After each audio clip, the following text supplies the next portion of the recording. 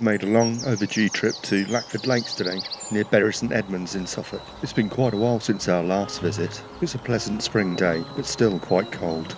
We take the trail to the winter hide, but let's see what it reveals in springtime. Of course, Canada geese, the gadwall, this is a male, and an excellent view of this female shoveler. You can see the comb filter in her bill, which she uses to sift food. But looking further out, we see a small group of tufted duck. Perhaps the winter hide has more to reveal in the winter, so we move on along the path to our next port of call, Paul's Hide. This hide looks out over water, but this time with more islands and spits of land. On view, a distant teal, black-headed gulls, and this female shell duck, and yet more gadwall. Also Canada geese, coot, and this wood pigeon. And looking further out again, shoveler, this time a pair, and a female tufted duck dives under the water. Also to be seen a preening cormorant, a sleeping male pochard, lapwing, and then from behind the lapwing, a snipe, eventually disappearing into the undergrowth. But then, on one of the nearer islands, a slightly closer shot of a snipe. But then a high-pitched whistle announces the arrival of a welcome visitor, this gorgeous female kingfisher. Lackford Lakes is renowned for its kingfishers, and on past visits we've managed to get some pretty good footage. But who could ever get fed up with filming these stunning birds? And she's certainly turning a few heads in the hide. And she's just moved down onto a lower perch, and it's good news that they've started to nest on the reserve. I've always loved kingfishers, and whenever I see one, it takes me back to sitting on the banks of the Eyes Brook at home, watching nesting kingfishers with my dad when I was a little boy. Wonderful memories of these stunning birds. We move on to the next hide, Bernard's Hide, but the view is over the same stretch of water, so we decide to move on along the trail to the sound of chiff-chaff. We reach the next hide along the path, the double-decker hide, which is of course a two-tier hide. When looking out, we see this female muntjac grazing in the grass there. They're also known as Maastrichtian deer and barking deer. Unlike other species of deer in the UK, they don't have a rut and they can breed all year round.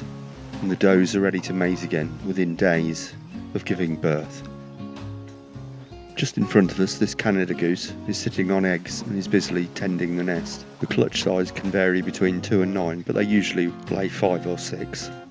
We thought this male shelduck was seeing off a potential rival because shelduck are particularly territorial, but it soon becomes obvious that the so-called rival already has a female. Shelduck can be seen in the UK all year round, but their numbers swell to a much higher level in the winter, and they have an amber status for the RSPB. Just noticed this pair of oystercatcher asleep on the island. And then a moorhen swims by. And then suddenly, flying into the tree, a jay. It starts to preen. It could be doing what's known as anting, where they pick up ants in their beak, then they start preening and the ants release formic acid, which helps the birds rid themselves of parasites. They mainly eat acorns, nuts, seeds and insects, but they will eat the nestlings of other birds and small mammals. Moving on down the trail, we come across this beautiful male blackbird singing.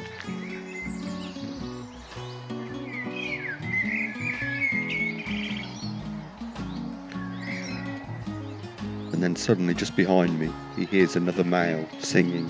He listens intently before continuing with his territorial song.